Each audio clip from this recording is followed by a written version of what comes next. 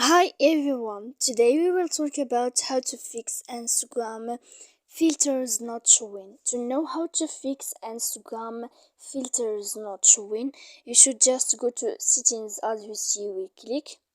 After that, in this page you will go to apps here like this, and when you will see this list, as you see, we'll go down to find the application of Instagram like this.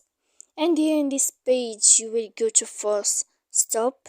After all that, you can enter to storage, and then here you will go to click clear the cache, and then you will click clear data, and you can turn off your Wi-Fi here as you see. So please don't forget to support us by like and subscribe.